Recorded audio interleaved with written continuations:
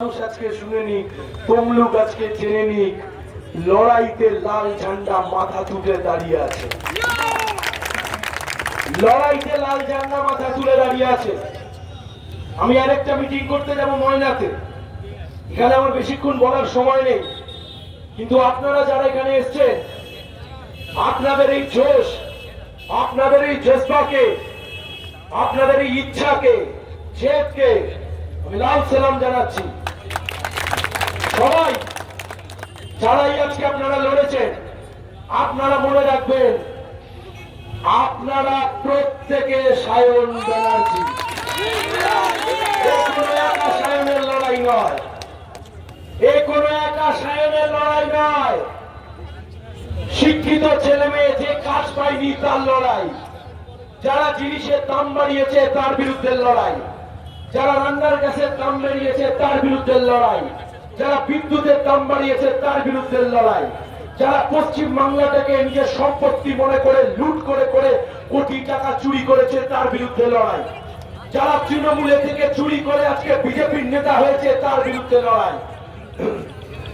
বাংলার ধর্ম নিরপেক্ষতা বাঁচানোর লড়াই, দেশ বাঁচানোর লড়াই, সংবিধান বাঁচানোর লড়াই, হলদিয়া শিল্পাঞ্চল বাঁচানোর লড়াই, পূর্ব মেদিনীপুরের কৃষ্টি সংস্কৃতি কালচার সবকিছুকে বাঁচানোর লড়াই।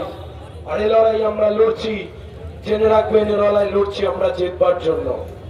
কেন আছি ময়দানে? 14ই মার্চ আলিমুদ্দিন স্ট্রিট থেকে আমার নাম ঘোষণা করেছিল পার্টি নেতা বামফ্রন্টের চেয়ারম্যান কমরেড বিমান বসু। আমাকে সাংবাদিকরা জিজ্ঞাসা করেছিলেন যে তোমাকে যেখানে লড়তে পাঠানো হচ্ছে ওটা অধিকারী গড়, তুমি ওখানে লড়াই করতে পারবে তো? সেই সাংবাদিককে দাঁড়িয়ে বলে এসেছিলাম, ওটা যদি আজকে অধিকারী গড় হয়, 4ঠা জুনের পরে ওটা মানুষের গড় করে দিয়ে তারপর আসবে।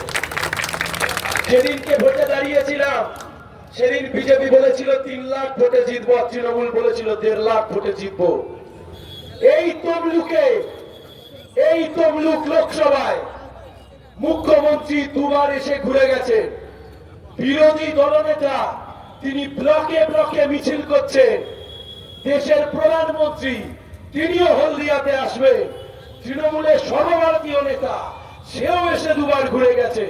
আমরা বলছি প্রধানমন্ত্রী আসুক, মুখ্যমন্ত্রী আসুক, বিরোধী দলনেতা আসুক, যে আসুক, তমলুকে লাল ঝান্ডা উড়বে, তমলুক আমরা জিতব।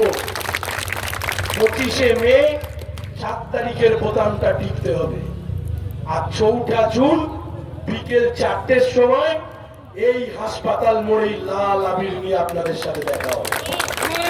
25শে মে 4 নম্বর বোতাম, 4 তারিখ বিকেল 4টে এই হাসপাতাল মোড়। পরিষ্কার কথা, কান খুলে শুনে নি। তৃণমূল আর বিজেপি কটা বাজে এখন? ঘড়িতে বাজে 8টা বাজতে 10, ঠিক রাত 10টা সাড়ে 10টা বাজবে।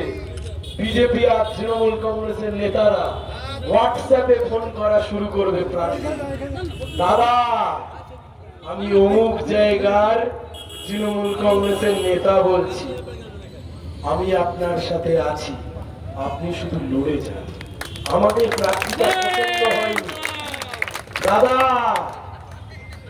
আমার তৃণমূলের প্রার্থী পছন্দ হয়নি দাদা, কি করব, কিছু করতে পারছি না, কিন্তু আপনি লড়াইটা চালিয়ে যান, ভেতর থেকে যা করবার করে দেবেন। দাদা আমি অমুক জায়গার পুরনো দিনের বিজেপির নেতা বলছি, শুভেন্দু অধিকারীর হাত থেকে বাঁচবার জন্য বিজেপি করতে গেছিলাম, আজকে শুভেন্দু অধিকারী বিজেপির নেতা হয়ে গেছে, আপনি লড়াইটা চালিয়ে যান, আমরা আপনার পিছনে আছি। আপনি যদি ভেবে থাকেন জোড়া ফুল বা পদ্ম ফুলে ভোট দেবেন, জেনে রাখুন ও জোড়া ফুল আর পদ্ম ফুলের নেতারা এবার সায়ন ব্যানার্জিকে ভোট দেবে, ওদিকে বেশি ভোট দিয়ে লাভ নেই। শুনবেন বিজেপির প্রার্থী কি বলছে, শুনবেন, শুনুন। আমি এখনো জানি না জিতবো কিনা, প্রতিপক্ষকে একদম ছোট করে দেখি না, এটাই জিজ্ঞাসা করতে যাচ্ছিলাম। আপনার মূল প্রতিপক্ষ তৃণমূলের দেবাংশু ভট্টাচার্য, তাহলে এখন দেখছি সিপিএম। ও সায়ন, আপনার পেশা, আপনার পেশার লোক কি বড়, সে আমাকে যথেষ্ট গালাগাল করেছে, আমি একটু ওটার জন্য ক্ষুব্ধ হয়েছি, যাকে সে কিছু বলছি না। এখন সিপিএম কি বড় বড় মিছিল করছে? তাই তৃণমূল বাজারে নেই নাকি তমলুকে? আমি তো ভাই দেখতে পাই বিজেপিও বুঝে গেছে তৃণমূল হয়ে গেছে, লাল ঝান্ডা জিতছে। বিজেপির প্রার্থী বলছে, আমি নই। আনন্দবাজার পত্রিকাকে বিজেপির প্রার্থী বলছে যে আমাকে এখন লড়াই করতে হচ্ছে সিপিএম এর বিরুদ্ধে, সিপিএম এর বিশাল বড় বড় মিছিল হচ্ছে। আর শেষে কি বলেছে শুনুন। সিপিএম মিছিল দেখতে পেয়েছি। আচ্ছা, আচ্ছা, আচ্ছা।